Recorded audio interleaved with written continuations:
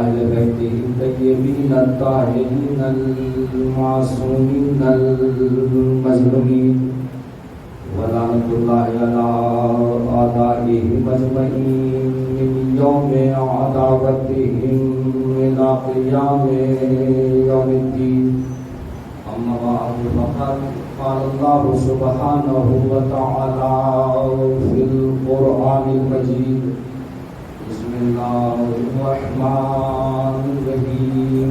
كتب عليكم إذا حضر أحدكم الموت إن ترك خيرا الوصية للوالدين والأقربين. سلام.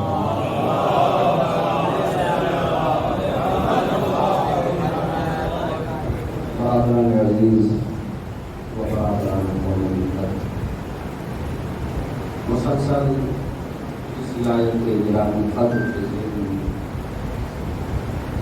آپ سے گفتگو ہو رہی ہے کہ فرائض انسانی میں ایک فریضہ یہ بھی ہے کہ انسان موت سے قبل وصیت کرے، ہر اس مال میں جس میں طلاق کا ڈر ہو، جس میں اس کی شرکت ہو، یا ہر وہ شے جس کا وہ امین ہو، امانت اس نے اپنے پاس رکھی ہو، اور جب وہ موت کی نشانیوں کو دیکھے تو وصیت کرے تاکہ اس کے بعد کسی طرح کا کوئی اختلاف نہ ہو سکے۔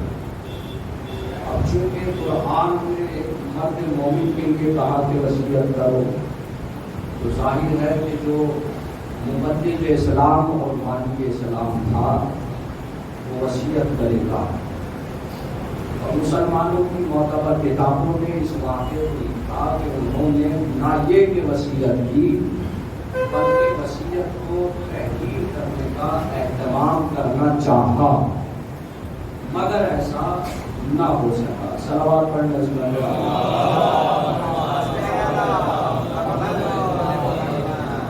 مگر ایسا نہ ہو سکا کہ آپ کچھ تحریر کریں، اور میں 3 دن سے اس جملے کو دوہرا نہ سکا کہ انکار جو ہوا اور ماحول جو خراب کیا گیا، لوگوں کو جو باہر نکالا گیا، وہ جملہ کیا تھا۔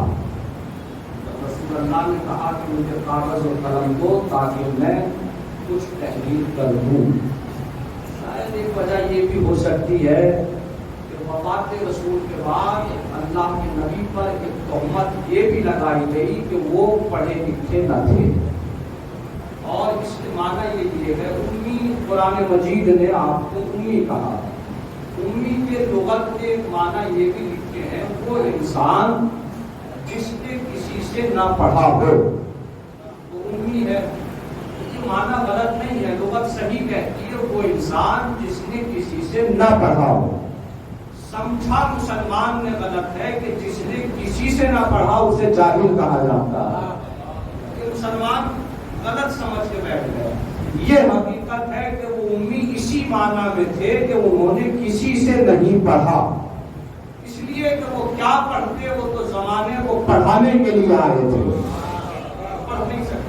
ایک اور وجہ آپ کو میں بیان کروں روایت سے کہ ہادی معصوم نبی امام کسی سے پڑھ نہیں سکتا۔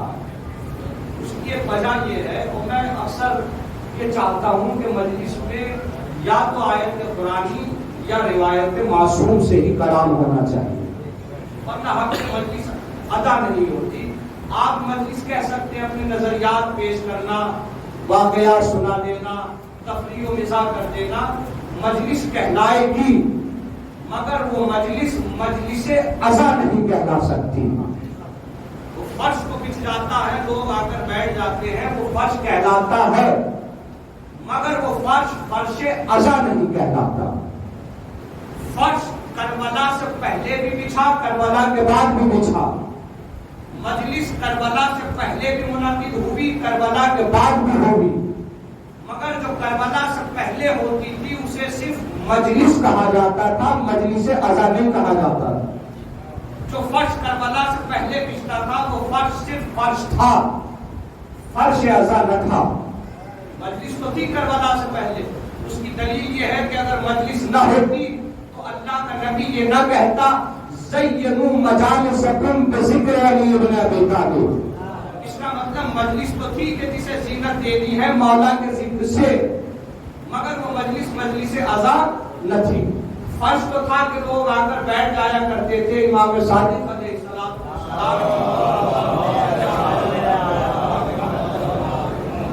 صحابی سے معلوم کیا مجلس پتہ کرتے ہو؟ کہا مولا. فرمایا ہم محبوب سمجھتے ہیں ان مجلسوں کو جن مجلسوں میں حلال محمد اور حرام محمد کا بیان ہوتا ہو. اس کا مطلب مجلسیں تھیں تو اس میں بیانات ہوتے تھے، مگر مجلس عزا کربلا کے بعد ملی. اس میں کوئی شرط نہیں تھی کہ کیسی باتیں ہوں، مگر مجلس عزا میں شرط ہے کہ باتیں کیسی ہونی چاہیے. وہ شرط ہمیں زیارت اربعین نے بتائی کہ اس کی شرط کیا ہے. فرش پیچھے مگر فرش عزا پیچھے تو ایک شرط کے ساتھ، مجلس ہو مگر مجلس عزا ہو تو ایک شرط کے ساتھ. تو زیارت اربعین میں جب ہم گواہی دیتے ہیں مولا کو سلام کرتے ہوئے، سلام ہو اس پر جو اللہ کا ولی تھا، اللہ کے ولی کا ولی تھا، اللہ کے پسندیدہ کا فرزند تھا، اس پر سلام جسے اللہ نے چنا تھا. ہم گواہی دیتے ہیں سلام عرض کرتے ہوئے اس جملے کا کہتے ہیں لیستغفر عبادک من الجہالت وحیلۃ الضلالۃ. ہم گواہی دیتے اس نے اپنی جان کی قربانی اس لیے دی تاکہ پروردگار تیرے بندوں کو جہالت سے بھی بچا سکے، ضلالت سے بھی بچا سکے. تو امام کی قربانی ہو گئی. کربلا کا واقعہ ضلالت و جہالت سے کیسے بچا رہا ہے؟ یہ مقصد تھا کربلا کا. اس مقصد کو جناب زینب نے اسیری کے بعد، رہا ہونے کے بعد زندان میں فرش عزا بچھا کے پورا کیا. سجاد زینب کربلا بعد میں جائے گی، پہلے فرش عزا بچھائے گی. بی بی کیوں بچھا رہی ہو فرش عزا؟ کہ اس لیے کہ حسین کی قربانی کا مقصد تھا امت کو جہالت سے بچائے. میں ایک فرش دے کر جا رہی ہوں قیامت تک کے لیے جو بچھنے کے بعد اس امت کو جہالت سے بھی بچائے گا، ضلالت سے بھی بچائے گا. صلوات پڑھیں محمد.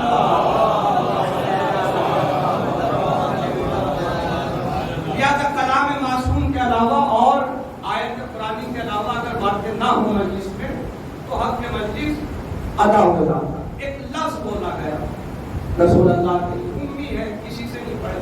میں نے کہا میں روایت سے ثابت کرتا ہوں پڑھ نہیں سکتے تھے. روایت کہتی ہے صدقہ دو طرح کا ہوتا ہے. کل جمعہ ہے تو صدقہ کسی دن نکالو نہ نکالو، مگر روایات کے مطابق جمعے کے دن ضرور نکالو. اگر آفتوں سے بچنا چاہتے ہو، بلاؤں سے بچنا چاہتے ہو تو جمعے کے روز صدقہ ضرور نکالو. صدقہ دو طرح کا، ایک ظاہری صدقہ، ایک معنوی صدقہ. ظاہری صدقہ وہ ہوتا ہے کہ ہم گھر سے باہر نکلے یا گھر میں بیٹھے ہوئے ہیں، اپنے مال سے ہم نے کچھ ظاہراً نکال دیا، کچھ کھانے کی چیز دے دی، روپیہ پیسہ دے دیا، یہ ظاہری صدقہ. ایک معنوی صدقہ اور ہوتا ہے. معنوی صدقہ اس عالم کا ہوتا ہے جو اپنا علم دوسروں تک منتقل کرتا ہے. روایت کہتی ہے جس نے علم دیا، جس نے پڑھایا، یعنی استاد معلم، وہ پڑھنے والے کو ایک معنوی صدقہ دیتا ہے.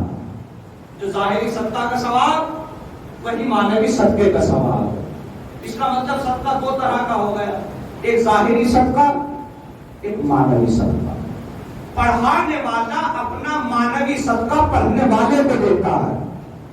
رسول اللہ نہیں، اہل بیت کی کوئی فرد اس کائنات میں آ کے پڑھ نہیں سکتی تھی. اس کی وجہ یہ ہے کہ اہل بیت پر ظاہری صدقہ بھی حرام ہے، معنوی صدقہ بھی حرام ہے. کون ہے جو اہل بیت کو پڑھائے؟ یا تو آپ کا پڑھنا ہی حرام ہے. آپ پڑھنے کے لیے نہیں، آپ پڑھانے کے لیے آئے ہیں. اچھا حرام کہتے ہیں وہ شاید تو اللہ نے منع کر دی. لفظ بدنام ہو گیا، کبھی کبھی منہ سے نکل جاتا تو بڑا آتی ہو گیا کہہ دیا تو حرام ہے. حرام سے مراد یہ کہ اللہ نے منع کیا ہے کہ یہ کام آپ نہیں کر سکتے. تو رسول نے کہا ایک تہمت یہ لگائی. دوسری تہمت جو اس واقعے پر لگی، جب رسول اللہ نے کہا قلم اور کاغذ لے کر آؤ تو ایک لفظ بولا گیا اور رسول غضبناک ہو گئے. وہ لفظ یہ تھا کہ نعوذ باللہ، یہ میں کہہ رہا ہوں، اس نے نہیں کہا. ان کو ہذیان ہو گیا. ہذیان کسے کہتے ہیں؟ وہ انسان جو اپنے شعور میں باتیں نہ کرے، وہ انسان جو دیوانگی کی باتیں کرے، وہ انسان جو عقل کے توازن کو کھو بیٹھے، وہ انسان جس کی عقل کام نہ کر رہی ہو. تہمت لگائی گئی، ہذیان ہو گیا. اللہ کا نبی غضبناک ہوا کہ نکل جاؤ یہاں سے. ماحول بدل گیا. بہت سے لوگ کہنے لگے دو، بہت سے منع کرنے لگے. کسی نے کہا ہذیان ہو گیا اور پھر رسول ناراض ہوئے اور گھر سے باہر نکال. یہ باتیں آپ نے سن لی. اسے تعویذ بنا کے اپنی عقل میں کسی کونے میں آپ رکھ لیں. اس کے بعد میں مجلس کا آغاز کرتا ہوں. انشاءاللہ آخری مجلس میں یہ کام آئیں گی باتیں. آج میں عجب انداز سے نئے طریقے سے مجلس کو بکھیر کر پھر سمیٹ کے ایک نتیجہ دیتا ہوں. مجلس ختم ہوتا ہے. صلوات پڑھنے حضرت روایت میں نے پیش کر. ابھی خطبہ پڑھا، مجلس کا آغاز ہوتا ہے تو بچپن سے لوگ خطبہ سنتے ہوئے آ رہے ہیں. قالوا الحمدللہ الذی ہدانا لہذا وما کنا لنہتدی لولا ان ہدانا. لفظ آپ کو اگر یاد بھی نہ ہوگا تو اتنی مرتبہ سنا ہے کہ آپ سمجھ جاتے ہیں یہ مجلس کا خطبہ.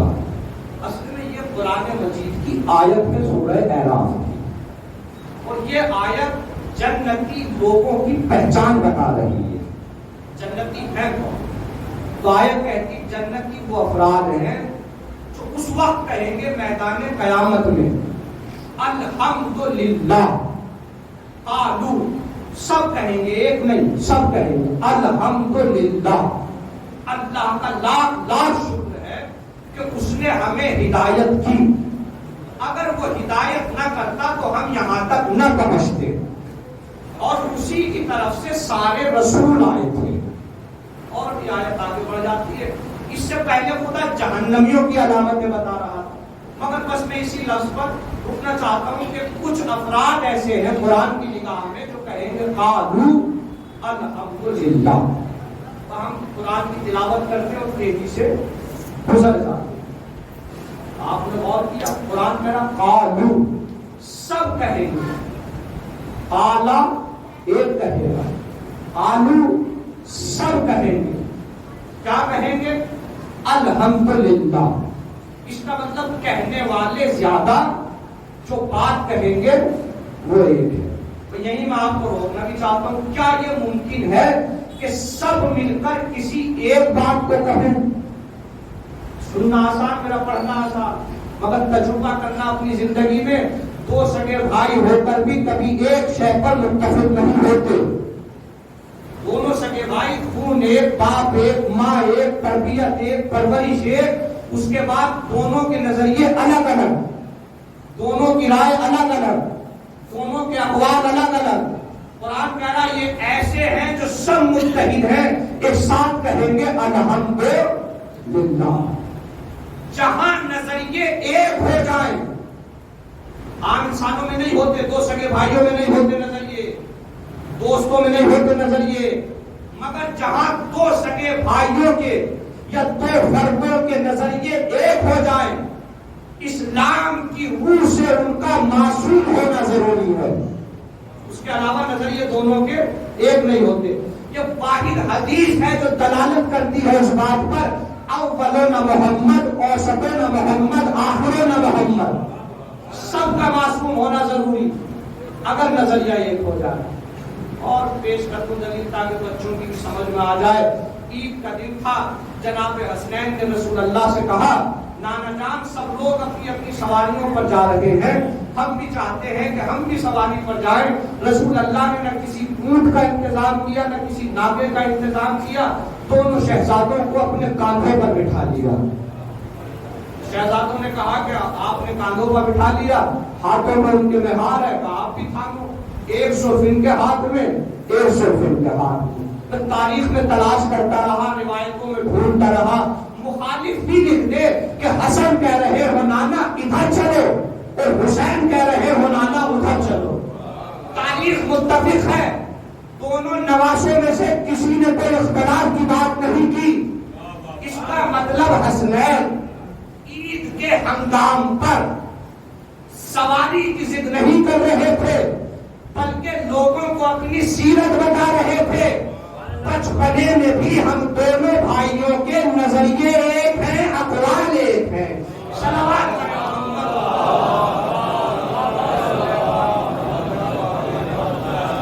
دیکھیں میری مجبوری آج تو میں ایسی باتیں کروں گا، آپ نے 2 حدیثیں سن لی اور ذات سے بھی واقف ہو گئے ہوں گے، انداز سے بھی واقف ہو گئے ہوں گے، اب تو تعجب سے دیکھنے کی کوئی بات ہی نہیں کہ مولانا میں کچھ دیکھنے والی شے رہ گئی ہے۔ تو تقریر آپ نے سن لی، اب حق کے مجلس ادا کرنا چاہتا ہوں، وہ بھی حق کے مجلس ہے۔ لوگ کہتے ہیں تبلیغ کے معنی ہے فضائل نہ پڑھ کے لوگوں کو ڈانٹو، قرآن کی قسم قرآن مجید میں فضیلت کے علاوہ تبلیغ کا لفظ کہیں استعمال ہی نہیں ہوگا۔ پورا قرآن پڑھیے، کہیں قرآن نے نہ نمازوں کے لیے بلغ کہا، نہ روزوں کے لیے بلغ کہا، نہ زکات کے لیے بلغ کہا۔ اگر لفظ بلغ کہا تو علی کی فضیلت پہنچانے کے لیے کہا، تو قرآن گواہ ہے فضیلتوں کو تبلیغ کہا جاتا ہے۔ مگر ایک رخ یہ بھی ہے مجلسوں کا، کیا کہا میں نے؟ 2 نظریے الگ الگ، 2 سگے بھائیوں کے نظریے، ایک نظریہ ہو جائے تو دونوں کا معصوم ہونا ضروری۔ مولا کائنات کسی مہم پر رسول اللہ نے بھیج دیا، آپ حج کرنے کے لیے چلے، حج کے میدان میں پہنچے، مکہ آیت نازل ہوئی، حکم بدل گیا۔ حکم یہ تھا کہ جو قربانی کا جانور اپنے ساتھ لے کر آئے ہیں وہ اپنا احرام کھول سکتے ہیں، دوبارہ باندھ سکتے ہیں طواف خانہ کعبہ کے لیے، جو نہیں لائے وہ اپنے احرام کو نہ کھولے۔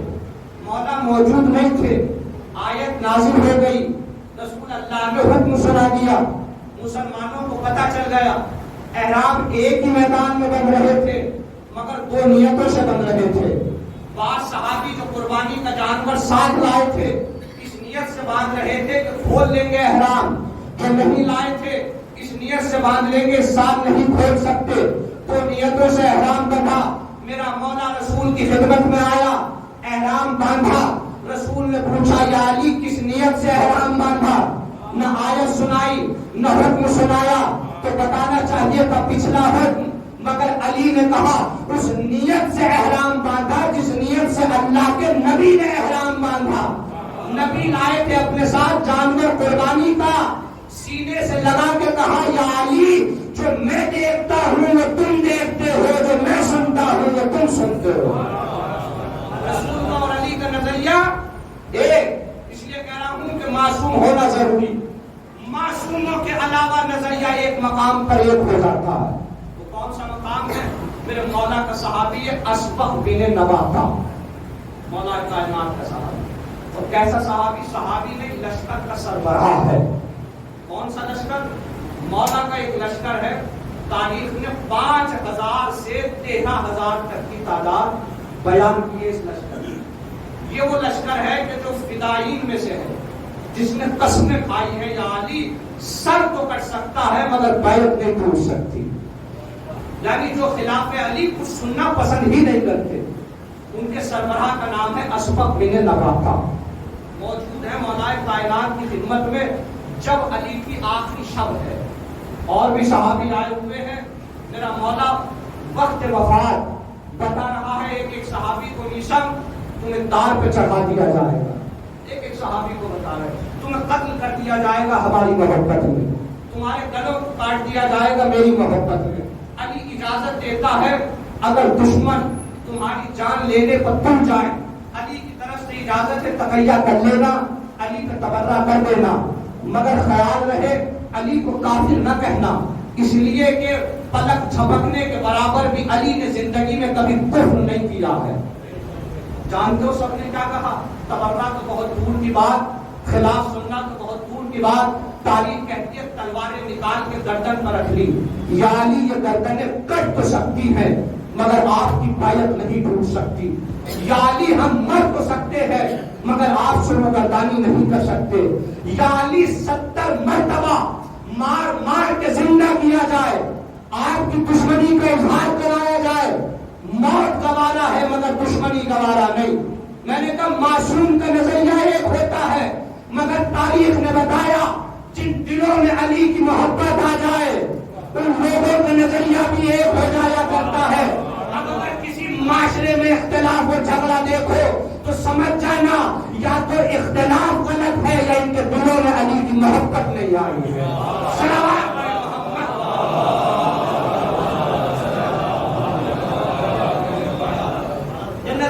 قالوا الحمدللہ، قالوا الحمدللہ، سب مل کے کہیں گے۔ اب اللہ نے تو ماضی کا صیغہ استعمال کیا کہ کہہ دیا سب لوگ الحمدللہ۔ کون ہے یہ لوگ جو الحمدللہ کہنے والے ہیں؟ انہیں تلاش کرتے ہیں کون افراد ہیں جو الحمدللہ کہنے والے۔ اچھا علماء جب ڈھونڈتے ہیں تو تاریخ اسلام میں تلاش کیا، قرآن مجید میں تلاش کیا، جب رسول اللہ نے اعلان اسلام کر دیا تو تلاش کیا۔ میں تلاش کرنے لگا اس وقت جب نہ قرآن نازل ہوا، نہ تاریخ اسلام بنی، نہ رسول نے اعلان اسلام کیا، نہ کہا کہ کلمہ پڑھو۔ تاریخ نے لکھا اس وقت بھی کوئی الحمدللہ کہہ رہا تھا۔ کون تھا وہ کہ جس نے الحمدللہ کہا؟ بارہا سنا، بارہا سنا، بچپنے سے سنتے ہوئے آئے، مگر آپ کو نہیں پتا یہ کتنی بڑی فضیلت ہے جناب ابو طالب کی کہ آپ نے الحمدللہ کہا۔ اور میں اس پہ داد نہیں چاہتا، جو سنانے جا رہا ہوں اس پہ داد چاہتا ہوں۔ کیا کہا؟ الحمدللہ۔ ہم مسلمانوں کی ایک معتبر کتاب ہے، معتبر کتابوں سے میں پڑھ رہا ہوں، صحیح مسلم۔ کیا نام؟ صحیح مسلم۔ اس سے پہلے ایک کتاب کا نمبر اور آتا ہے صحیح بخاری۔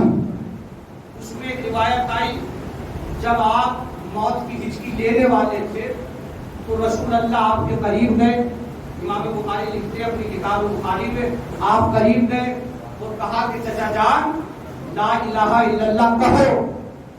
تو ابھی جناب ابو طالب کچھ کہتے کہ قریب میں کوئی اور کھڑا ہوا تھا، اس نے کہا کیا ابو طالب عبد المطلب کے دین سے بھول جاؤ گے؟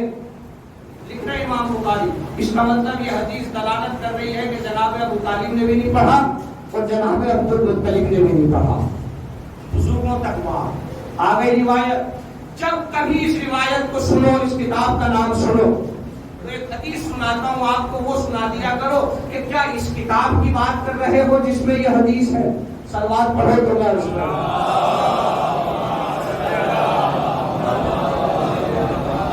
کتنی سچی ہے، کتنا اعتبار ہے، اعتبار کرنا چاہیے نہیں کرنا چاہیے اپنا کوئی نظریہ نہیں۔ اسی کتاب کی ایک حدیث سناتا ہوں، بس یہ حدیث سنا دیا کرو، کیا اس کتاب کی بات کر رہے ہو؟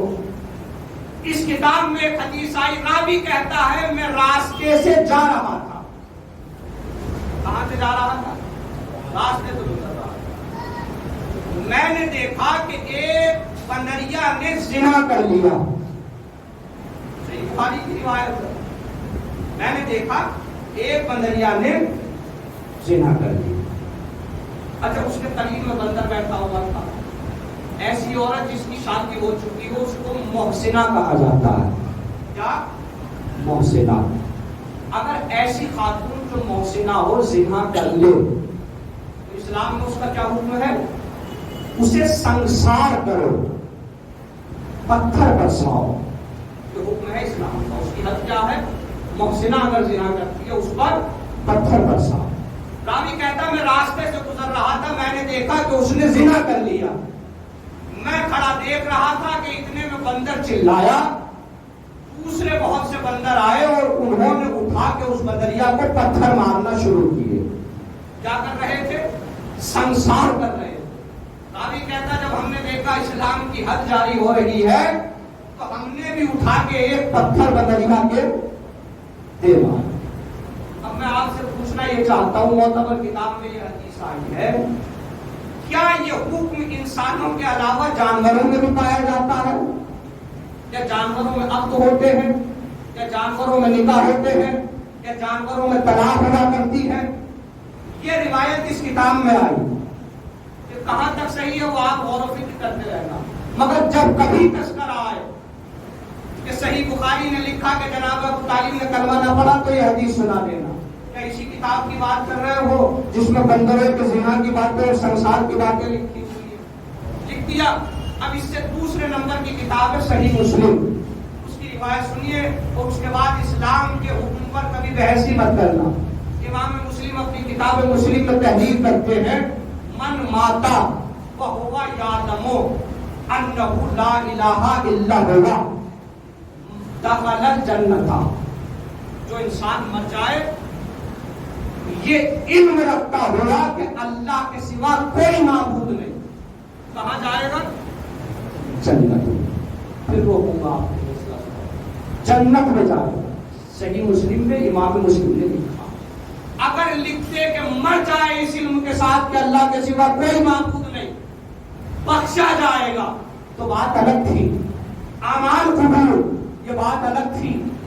آپ نے لکھا جنت میں داخل ہو جائے گا، اس کا مطلب یہ علم انسان کو جنت میں جانے سے روک نہیں سکتا۔ کون لکھ رہا ہے؟ امام مسلم۔ کس کتاب میں لکھ رہے ہیں؟ اپنی صحیح مسلم میں۔ جانتے ہو اس کا راوی کون ہے؟ مسلمانوں کے تیسرے خلیفہ۔ کس سے حدیث بیان کی؟ سمعت عن رسول اللہ، رسول کی حدیث تیسرے خلیفہ نے بیان کی، مسلمانوں کی معتبر کتاب صحیح مسلم میں بیان کی۔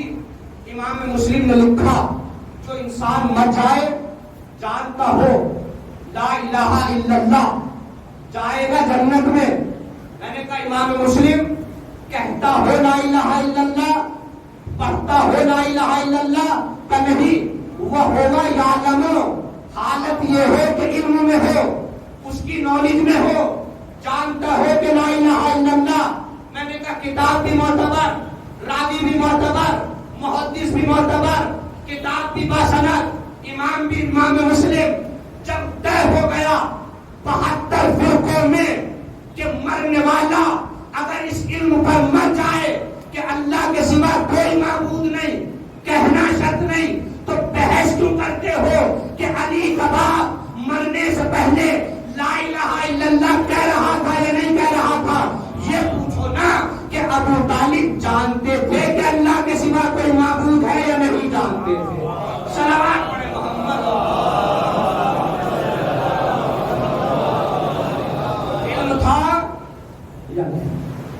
دیکھیں کلمے جو ہم زبان سے بولتے ہیں لا الہ الا اللہ، سبحان اللہ، اس کے بڑے سوال ہیں۔ شیعوں کی معتبر کتاب ہے اصول کافی، نام سنا ہوگا بزرگوں نے، اسی سے وہ بہت سی روایتیں پڑھتے ہیں۔ اس میں ثواب لکھا گیا کلموں کا، جس نے کہا لا الہ الا اللہ، جس نے کہا لا حول ولا قوت الا باللہ، جس نے پڑھا لا الہ الا اللہ وحدہ لا شریک لہ ولہ الملک یحیی و یمیت، یمیت و یحیی وہو حی لا یموت۔ آپ حدیثیں پڑھیں گے جانتے ہو اس کے ثواب کیا لکھے؟ اس کے ثواب لکھے ہوئے وہ انسان جو کلمہ یہ پڑھے جو میں نے پڑھا نماز فجر کے بعد، اور پھر پڑھے نماز مغرب کے بعد، پورے دن کے گناہ اللہ اس کے بخش دیتا ہے۔ کلموں کا ثواب ہے جس نے زبان سے کلمہ جاری کیا۔ اس کا مطلب شیعوں کی کتاب میں بھی ثواب، اہل سنت کی کتابوں میں بھی کلموں کا ثواب۔ ابن کثیر تحریر کرتے جس نے کہا الحمدللہ، اس نے صرف اللہ کی وحدانیت کی گواہی نہیں دی بلکہ اس نے اللہ کو وحدہ لا شریک مانا، اور وہ ہر طرح کے شرک سے پاک ہو گیا۔ جس نے کہا الحمدللہ، اس کے معنی کیا ہے؟ تمام تعریفیں اللہ کے لیے۔ تو جس کی زبان پر آیا کہ تمام تعریفیں اللہ کے لیے، اس کا مطلب وہ اللہ کے علاوہ کسی کو دوسرا اللہ نہیں مانتا۔ ابن کثیر تحریر کر رہے جس نے کہا الحمدللہ، اس کا کا ثواب اور اجر اتنا ہے کہ اس نے اللہ کی وحدانیت کی گواہی کے ساتھ ساتھ اسے وحدہ لا شریک مان لیا. یہی ابن کثیر پھر تحریر کرتے رسول اللہ بیٹھے ہوئے ہیں, صحابہ کا مجمع ہے, اللہ اکبر رسول نے کہا سب جانتے تھے معنی کیا ہے, لا الہ الا اللہ رسول نے کہا سب پہچانتے تھے معنی کیا ہے.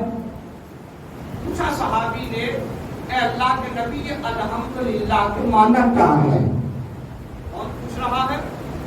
رسول کا صحابی. تقریر رک گئی تھی. الحمدللہ پہ داد اس بات کی نہیں کہ نکاح نہ کرنا, جو پڑھنے جا رہا ہوں اس پر داد چاہیے. صحابی نے پوچھا اللہ کے نبی الحمدللہ کے معنی کیا ہے؟ صحابی ہے عرب کا, رسول کی بزم میں بیٹھنے والا. اس کا مطلب اگر صحابی نہیں جانتا تو صحابیوں کے علاوہ کوئی نہیں جانتا کہ الحمدللہ کے معنی کیا ہے. صحابی ہے عرب کا, اگر عرب ہی کا انسان نہیں جانتا تو عرب کے علاوہ اس زمین پر کوئی نہیں جانتا کہ الحمدللہ کے معنی کیا ہے. یہ تو ہو گیا زمین والوں کا حال. اب آسمان والوں کا سن لو. روایت کہتی ہے آسمان پر ملک بیٹھے ہوئے ہیں, اس کا ثواب اس کا ثواب. جس نے کہا سبحان اللہ, روایت کہتی ہے قرصت لہو نخلہ فی الجنہ, ایک مرتبہ اللہ جنت میں ایک درخت اگا دیتا ہے. کوئی آپ کی طرح میتھمیٹکس پڑھا ہوا تھا اس وقت صحابی رسول کا, اس نے جلدی سے حساب کیا اور ایک سوال کیا اللہ کے نبی اس اعتبار سے تو پھر ہمارے باغات تیار ہو گئے ہوں گے. جانتے ہو وہ انسان جو نماز پڑھتا ہے, کیا پڑھتا ہے؟ نماز. وہ صرف نماز میں کتنی مرتبہ کہتا سبحان اللہ. بڑی حساب لگایا, حالت رکوع میں جاؤ تو کم از کم 3 مرتبہ, سجدے میں جاؤ تو کم از کم 3 مرتبہ, 2 مرتبہ سجدے کرنے پڑتے. تیسری چوتھی رکعت پڑھو تو تسبیحات اربع کم سے کم 3 مرتبہ. کتنی مرتبہ انسان نے ایک رکعت میں سبحان اللہ کہا. پھر حساب لگاؤ دن میں کتنی مرتبہ کہا, پھر حساب لگاؤ مہینے میں کتنی مرتبہ کہا, پھر حساب لگاؤ سال میں کتنی مرتبہ کہا. 70,000 مرتبہ سے زیادہ ایک انسان سال بھر میں کہہ دیتا ہے سبحان اللہ. نقل ارشاد کا اس اعتبار سے تو 70,000 سے زیادہ کرا. جنت میں اللہ کے نبی اڑ گئے. آپ نے فرمایا بے شک, لیکن خیال رہے غیبت کی چنگاری نہ بھیج دینا. اگر تم نے کسی مخلوق کی غیبت کی تو اتنا پیٹرول بھی جلدی سے نہیں پکڑتا آگ. روایت سمجھانا چاہ رہی ہے جتنی جلدی یہ غیبت کی چنگاری تمہارے درختوں کو جلا کے بات کرتی ہے. اچھا جو نماز نہ پڑھے اب وہ سوچ رہا ہوگا سبحان اللہ ہم کتنی مرتبہ کہتے ہیں. جو نماز نہ پڑھے وہ اس حدیث پہ سوچنا ہی مت, یہ حدیث شاید ان لوگوں کے لیے نہیں ہے. اور اس کی دلیل یہ ہے کہ میرے مولا نے کہا من ترک الصلاۃ عمدا ثلاث فقط کفر. جس نے نماز کو 3 دن تک مسلسل بغیر کسی وجہ کے جان بوجھ کر چھوڑ دیا اس نے کفر اختیار کیا. ایک حدیث اور مان فرق بین الکفر والایمان. امام کہتے ہیں کوئی فرق نہیں کافر میں اور مومن میں, کفر میں اور ایمان میں. کیا فرق ہے؟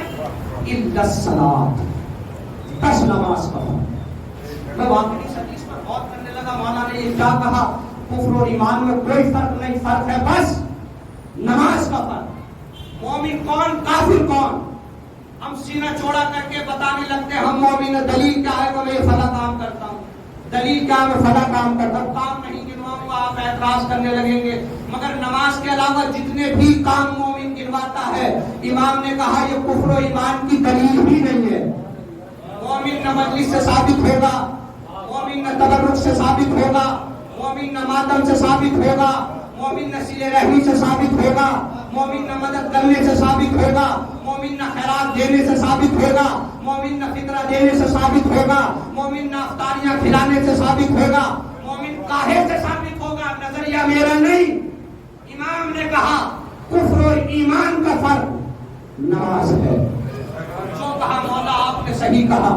میں بھی دیکھنے لگا، نگاہیں گھمانے لگا، دنیا میں مجھے کافر ہر جگہ مل گئے، نہیں ملا کافر تو مجھے مسجد میں نظر نہ آیا، ہر جگہ کافر مل گیا، اب یہ ہو گئی کہ افطاریاں بانٹتا ہوا کافر نظر آ گیا، ہر جگہ مل گیا، بس آپ یہ مومن نہیں ہے مگر نیک کام کرتے، یہ با ایمان نہیں ہے مگر نیک کام کرتے۔ امام نے یہی فرمایا غیر مومن بھی ہر کام کر سکتا ہے مگر نماز نہیں پڑھ سکتا۔ کفر اور ایمان کی پہچان نماز ہے۔ اگر ثابت کرنا چاہتے ہو کہ ہم مومن ہیں تو کہیں جانے کی ضرورت نہیں، مسجد میں آنے کی ضرورت ہے۔ مسجد میں آؤ، ایمان ثابت۔ جو نماز ہی نہیں پڑھتا تو بھول جائے کہ یہ حدیث ہمارے لیے اللہ کا نبی ارشاد فرما رہا ہے کہ جس نے سبحان اللہ کا، اللہ اس کے لیے جنت میں ایک درخت پیدا کرے۔ بڑی سخت حدیث ہے۔ راوی نے پوچھ لیا مولا سے، مولا زنا کرنے والے کو کافر کہیں، چوری کرنے والے کو کافر کہہ دیں؟ فرمایا نہیں، مگر نماز پڑھنے والا کافر۔ ذہن کیوں گیا؟ ایسا کیوں؟ زنا گناہ کبیرہ میں سے نہیں ہے، بڑے گناہوں میں سے گناہ ہے۔ کیا؟ زنا کا جوانی کی موت کا سبب بن جاتا ہے زنا، معاشرے میں موت کی کثرت کا سبب بن جاتا ہے زنا، چہرے سے نورانیت کو چھین لیتا ہے زنا، معاشرے میں سب سے بڑی گندگی کا نام ہے زناکاری۔ امام نے کیا کہا؟ گناہ ہے، گناہ کبیرہ ہے، اللہ کی ناراضگی کا سبب بن جاتا ہے، مگر کافر نہیں کہا جا سکتا۔ مولا کیوں؟ کہ اس لیے کہ زنا کے پیچھے سبب ہے۔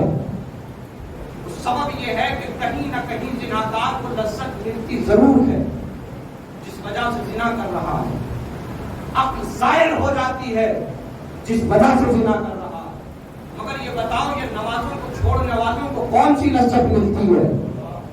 نمازوں کے چھوڑنے والے کیا پاگل ہو جاتے ہیں تو نمازوں کو چھوڑتے ہیں؟ کوئی سبب نہیں نماز کو چھوڑنے کا، ایک ہی سبب ہے۔ آپ کے یہاں اعلان ہو جائے، آپ اس پر عمل کریں، دو سبب کے علاوہ تیسرے سبب کی وجہ نہیں ہے کہ آپ اس پر عمل کریں۔ یا تو اعلان کرنے والے سے آپ ڈرتے ہیں، اس کے ڈر کی وجہ سے آپ عمل کریں گے، یا اعلان کرنے والے سے آپ محبت کرتے ہیں، اس محبت کی وجہ سے آپ عمل کریں گے۔ کوئی بھی عمل، کوئی بھی کام، کوئی بھی فعل تیسری وجہ سے نہیں ہوتا، یا تو ڈر کے ہوتا ہے یا محبت میں ہوتا ہے۔ جس انسان نے نماز پڑھی یا تو خدا سے ڈر کے پڑھی یا خدا کی محبت میں پڑھی۔ جس نے نماز کو چھوڑ دیا اس کے دل میں نہ اللہ سے ڈر ہے نہ اللہ سے محبت ہے۔ وہ انسان جو کلمہ تو پڑھ رہا ہو مگر نہ خوف الہی ہو نہ اللہ کی محبت ہو، میں نہیں، آپ بتائیے اس انسان پر کیا کہا جائے گا؟ کیا کہیں اسے؟ اس نے چھوڑ دیا نماز کو، اس نے کفر اختیار۔ نماز پڑھو تو سبحان اللہ کہو گے، سبحان اللہ کہو گے تو اللہ جنت میں ایک درخت پیدا کرے گا، باغات بن جائیں گے۔ وہ اللہ جو تمہیں جنت میں بھی زمیندار دیکھنا چاہتا ہو، وہ خدا دنیا میں تمہیں زمیندار دیکھنا نہیں چاہتا؟ چاہتا یا نہیں چاہتا؟ زمینداروں کی مذمت کرنے لگتے لوگ، میں یہ زمیندار ہے، نہیں، خدا تمہیں جنت میں بھی زمیندار دیکھنا چاہتا ہے، تمہیں دنیا میں بھی زمیندار دیکھنا چاہتا ہے۔ ایک روایت امام صادق علیہ السلام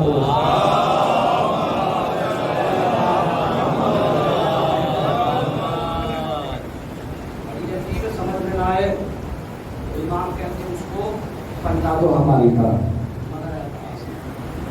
امام نے کہا اپنی زمینوں کو کبھی بیچنا مت، اس لیے کہ اگر تم نے ان زمینوں کو بیچ دیا تو دولت تمہارے کام نہ آ سکے گی۔ ہوتا دنیا کے تجربے ہمیں ملتے ہیں، نظریات ملتے ہیں کہ زمین بیچنے والا تو کھا کے بیٹھ جاتا، کوئی فائدہ اسے حاصل نہیں ہوتا۔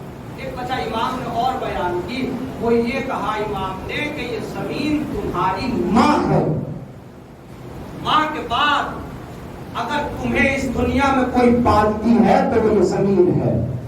حدیث تھی ہماری، ہمارے مذہب کی بات تھی کہ دھرتی ہماری ماں ہے، اٹھا کے ہمارے مذہب کے علاوہ لے گئے لوگ. پھر کہتے ہیں کہ تم نہیں مانتے کہ دھرتی ماں ہے، کہو دھرتی ماں. ہماری حدیث ہے، ہمارے مولا نے کہا یہ دھرتی ہماری ماں، یہ زمین ہماری ماں. اللہ درخت اگائے گا، آپ کو زمیندار دیکھنا چاہتا ہے جنت میں، مگر شرط یہ ہے جو امام رسول اللہ نے فرمایا کہ غیبت. اس کا مطلب یہ ہوگا سبحان اللہ کہنے کا بھی فائدہ ہے، وہ ثواب ہے، الحمدللہ کہنے کا بھی ثواب ہے. جب آپ صلوات پڑھتے ہیں، پڑھ لیں حضرت آل محمد.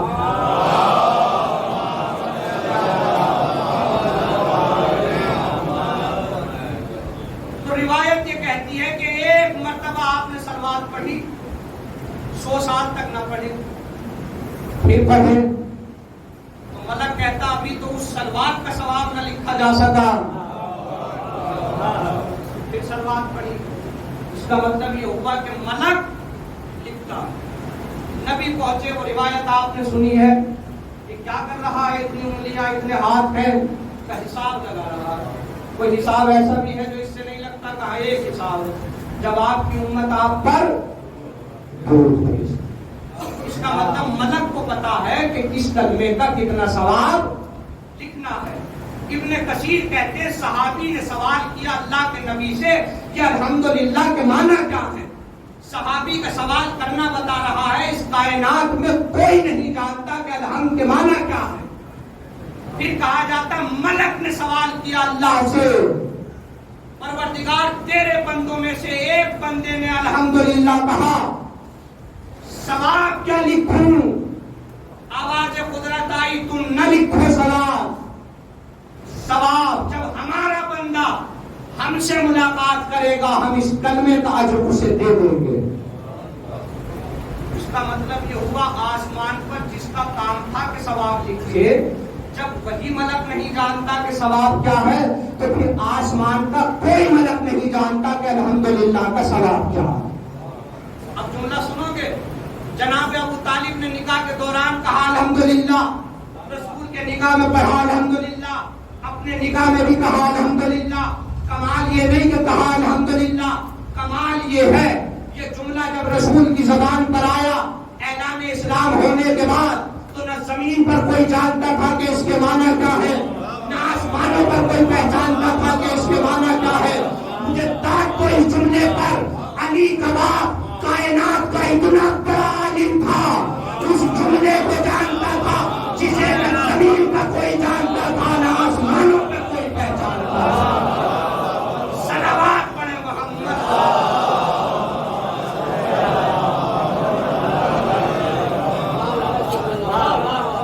ایمان نہیں، فضائل جناب ابو طالب سنا کر کس عالم کو کہا جاتا ہے؟ ابو طالب. امام چہاروں امام سجاد علیہ الصلوۃ والسلام.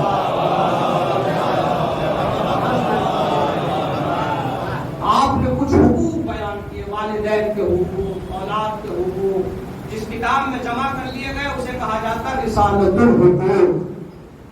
اس میں امام نے فرمایا، بیٹوں سے فرما رہے ہیں والدین کے لیے ان کا نام نہ لینا، ان کے آگے نہ چلنا، ان کا احترام کرنا، کوئی کام ایسا نہ کرنا جو سبب بن جائے والدین کی ضلالت کا. اس میں آخر میں امام نے کہا جانتے ہو کیوں؟ اس لیے کہ اولاد اپنے باپ کا جز ہوا کرتی ہے. کیا مطلب یہ ہے کہ اے اولاد فخر نہ کرنا کہ تو بہت بڑا ہو گیا ہے، عالم بن گیا ہے، کامیاب ہو گیا ہے. تو جس کا جز ہے وہ تیرا باپ ہے. اگر وہ نہ ہوتا تو تم نہ ہوتا. سننا عجیب آیا روایت، اور روایت بھی آیا باپ تمہاری جڑ ہے، تم اس کی شاخ ہو. اصل ہے باپ، فرا ہو تم، شاخ ہو. کیا مطلب؟ یہ لہراتی ہوئی شاخ، یہ خوشنما لگتی ہوئی شاخ، یہ اچھی نظر آتی ہوئی شاخ، اس پر اترتے ہوئے پھل، اس پر اترتے ہوئے پھول، اور کرنے لگے شاہ کہ یہ میری وجہ سے ہے تو غلط سوچ رہی ہے، جس سے متصل ہے وہ درخت کی جڑ ہے، اگر جڑ نہ ہو تو کچھ دنوں بعد وہ مرجھا جائے گی۔ امام بتانا یہ چاہ رہے ہیں کبھی اپنے پر فخر نہ کرنا، تم جو کچھ ہو اپنے باپ کی وجہ سے ہو، اگر باپ نہ ہوتا تو تم نہ ہوتے۔ کیوں پڑھا؟ اس لیے پڑھا کہ بس اتنا سمجھو اتنے بڑے عالم کو ابو طالب کہا جاتا ہے کہ جناب ابو طالب کے ہیں 4 بیٹے، اس کا مطلب یہ ہوا علی ابو طالب کا چوتھا جز ہے، چوتھا حصہ ہے، چوتھا جز بھی نبوت کے شہر کا دروازہ بنا ہوا ہے۔ اب اندازہ کرو باپ کتنا بڑا عالم ہوگا، اور بتاؤ کتنا بڑا عالم ہے۔ تاریخ عرب کہتی ہے کچھ نام ایسے ہیں جو ناموں سے پہلے تھے ہی نہیں، ان میں ایک نام ہے علی، نہیں تھا، مگر مزے کی بات یہ ہے کہ لغت میں لکھا ہوا تھا، انسانوں میں کسی کا نام علی نہ تھا، ڈکشنری میں لکھا ہوا تھا مگر کسی کا نام علی نہ تھا۔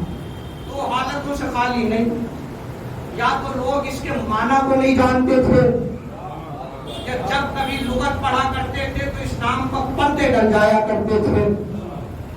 وہ اللہ جو امت سے نام امام کو چھپا سکتا ہے، وہ اللہ آج اگر پوری امامت کو چھپا دے،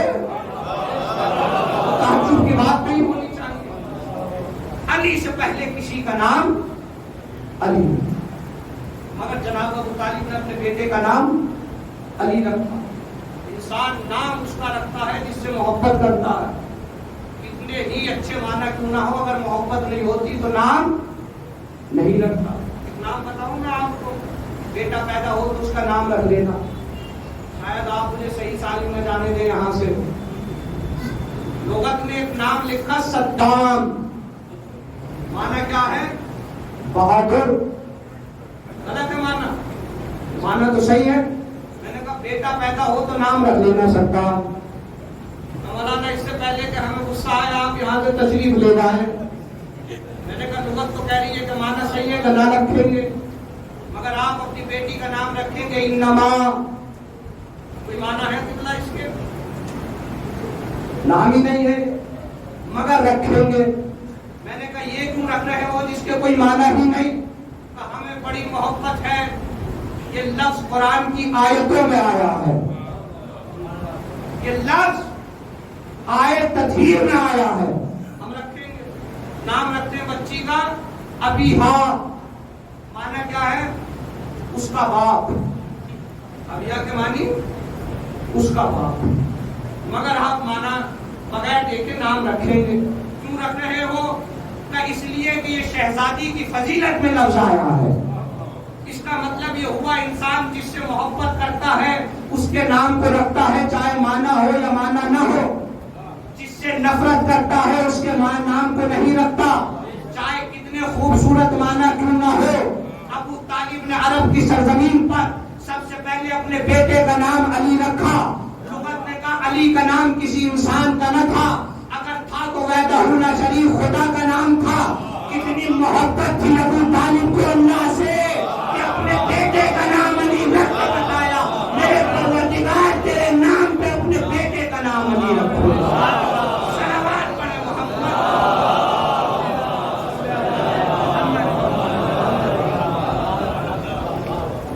شاید کہ میں اس منزل پر آ گیا کہ اس زبان سے ادا ہونے والا کلمہ انسان کو جنت میں بھی لے جاتا ہے، اور اس زبان سے ادا ہونے والا کلمہ انسان کو جہنم میں بھی لے جاتا ہے۔ جہنم والی بھی سنا دو۔ روایت کہتی ہے اللہ کے نبی حضرت محمد مصطفیٰ صلی اللہ علیہ وسلم،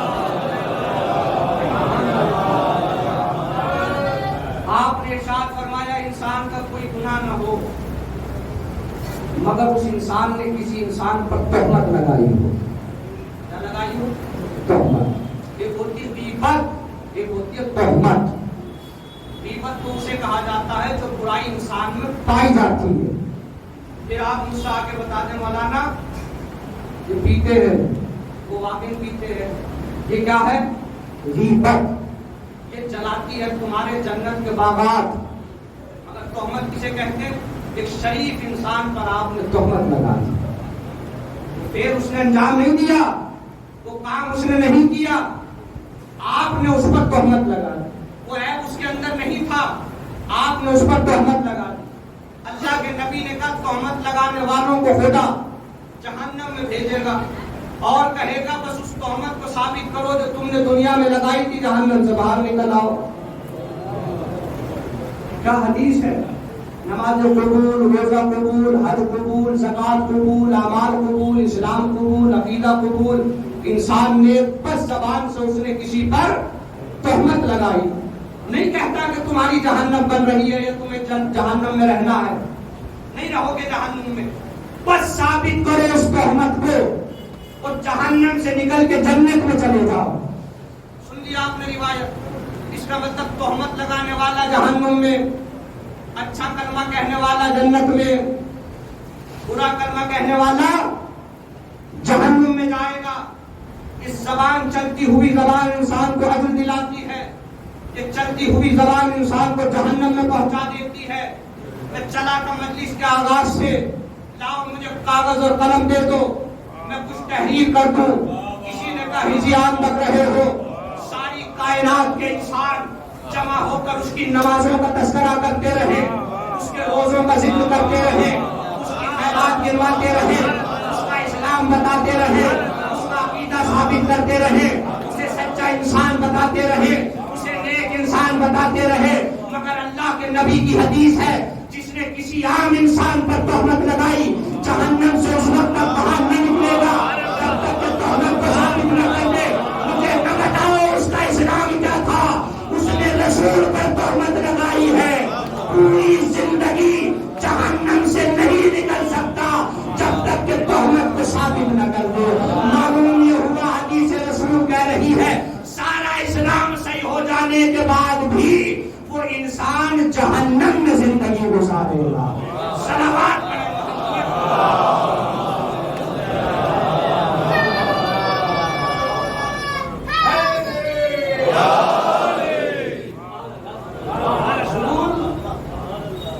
آپ کا ذہن، آپ کا دماغ، آپ کا شعور، انشاءاللہ آگے بات ہوگی کیا ہوتا ہے شعور نبی، ذہن نبی، جو عادی ہو ہمارا، جو ہدایت کرنے کے لیے آیا، جو تعلیم دینے کے لیے آیا۔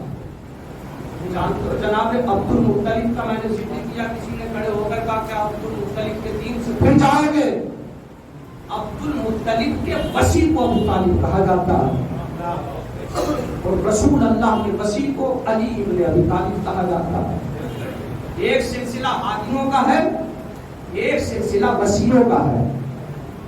سنا دیتا ہوں روایت، رسول اللہ آغوش میں تھے، جناب عبد المطلب کا آخری وقت تھا، آپ نے بلایا اپنے بیٹوں کو، وہ بلا کے کہنے لگے کون پالے گا محمد کو؟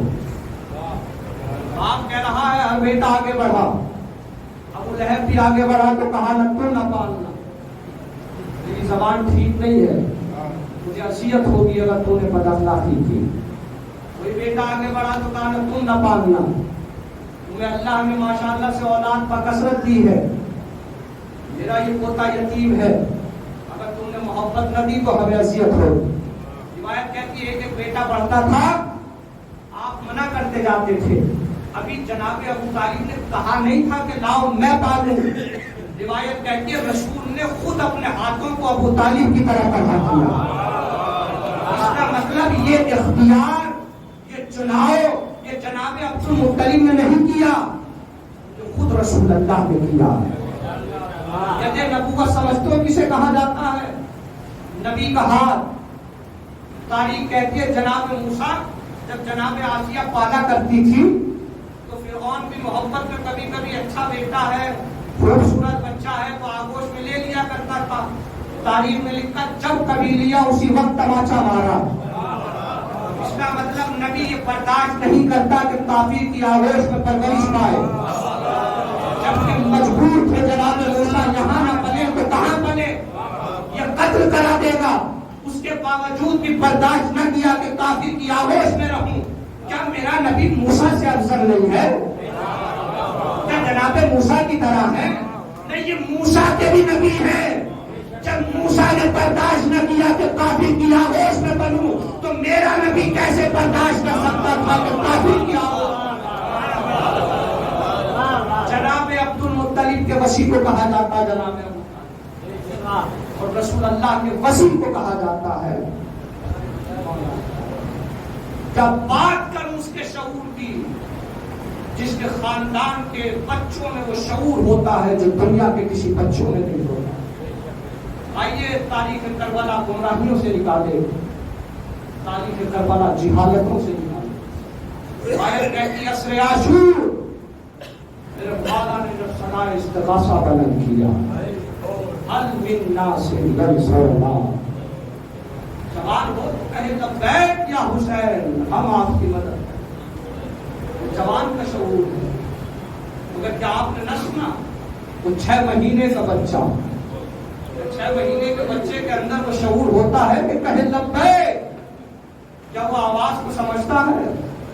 کیا وہ کیفیت و حالات کو جانتا ہے؟ نہیں جانتا. مگر اصغر کا لبیک کہنا بتا رہا ہے. اس گھرانے کے بچوں کے شعور کو دیکھو، اس گھرانے کے بچوں کی عقل کو دیکھو جو حمایت مولا میں بول رہا ہے. حل من ناصر ینصرنا، مولا نے صدا سنی خیموں سے گریے کی آواز، رونے کی آواز. حسین آئے خیمے میں پلٹ کر. ابھی حسین زندہ ہے پھر رونے کا سبب کیا؟ اور آپ کی صدائے استغاثہ کو سن کر علی اصغر نے اپنے کو چھوٹے سے کیا. مولا نے اصغر کو آغوش میں لیا. میرا بچہ پیاسا ہے. حسین چاہتا ہے کہ اصغر کو پانی پلانا. آغوش میں لے کے چلے، فرات کے کنارے لائے. تاریخ کربلا کہتی یہ پہلا منظر تھا اور پہلا مقام تھا جب اپنے چاہنے والوں کو میرے مولا نے یاد کیا. کیا کہتے حسین، اے میرے شیعوں، کاش تم کربلا میں ہوتے تو دیکھتے میں اپنے ششماہے کے لیے کیسے پانی کا سوال کرتا. پہلا مقام ہے جہاں اپنے چاہنے والوں کو یاد کیا. سجاد جب مدینے واپس جانا میرے ماں تو میرے چاہنے والوں کو میرا سلام کہنا اور کہنا کہ جب کبھی پانی پیو تو حسین کی پیاس کو یاد کرنا اور کہنا سجاد میرے چاہنے والوں سے کہنا تمہارا مولا فرات کے کنارے اپنے ششماہے بچے کے لیے پانی کا سوال کر رہا تھا. اے کاش تم ہوتے تو دیکھتے. روایت کہتی ہے کسی نے پانی نہ پلایا. میرے مولا نے علی اصغر کو جلتی ہوئی ریت پر لٹا دیا.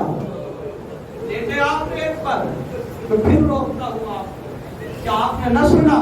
میرے مولا نے اصغر سے کہا اصغر اتمام حجت کر میرے لال. یہ بچہ ہے 6 مہینے کا. اور اس کے شعور کو دیکھو، اس کے ذہن کو دیکھو، اس کے دماغ کو دیکھو تاکہ عظمت رسول سمجھ میں آ جائے. اصغر اتمام حجت کر. امام کی آواز کو سنا تو تاریخ کہتی ہے بولتا تو کیسے بولتا وہ 6 مہینے کا بچہ. سوکھی ہوئی زبان، سوکھے ہوئے لبوں کو پھیرنا شروع کی. اتمام حجت ہو رہی تھی. تیرا ظالموں سے بول رہے تھے اصغر، ظالموں میں 3 دن کا بھوکا پیاسا ہوں، مجھے ایک بوند پانی کی پلا دو. روایت کہتی ہے کوئی نہ بڑھا جو اصغر کو پانی پلائے. کوئی نہ بڑھا. میرا مولا اصغر سے باتیں کرنے لگا.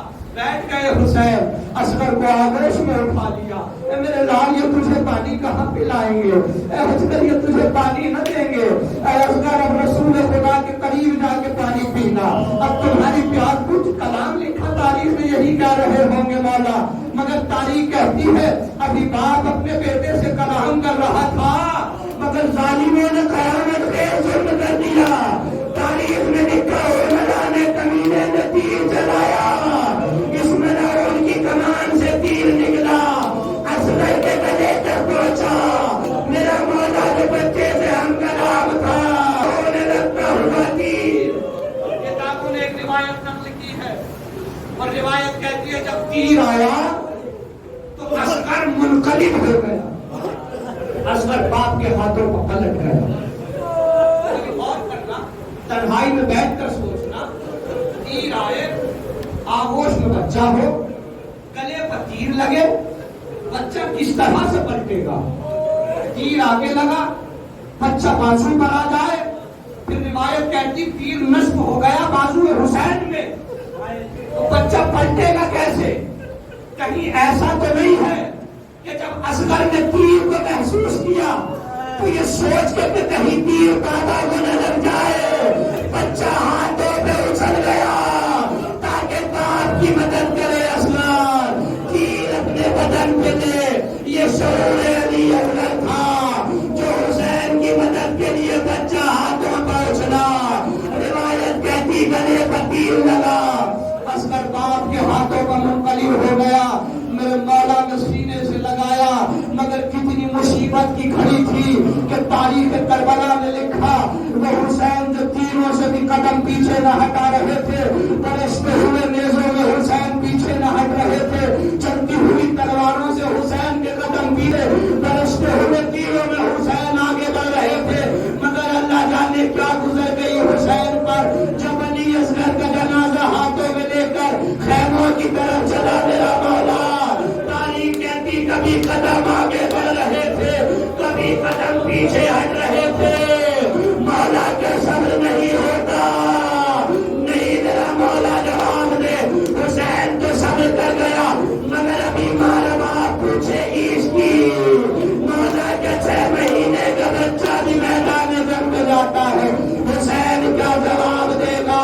روایت کہتی ہوا بھی یہی، خیمے کا پردہ ہٹا، حسین اصغر کا جنازہ لے کے خیمے میں پہنچے، یا سکینہ آگے بڑھی، ابا کے دامن کو ہٹایا، بہن کی نگاہ اصغر کے چھلے ہوئے گلے پر پڑی، تو سوال کر دیا بابا کیا بھیا نے جنگ کی ہے، کیا بھائی کو ظالموں نے مار ڈالا، کیا سندھ کے بچے بھی میدان جنگ میں مار دیے؟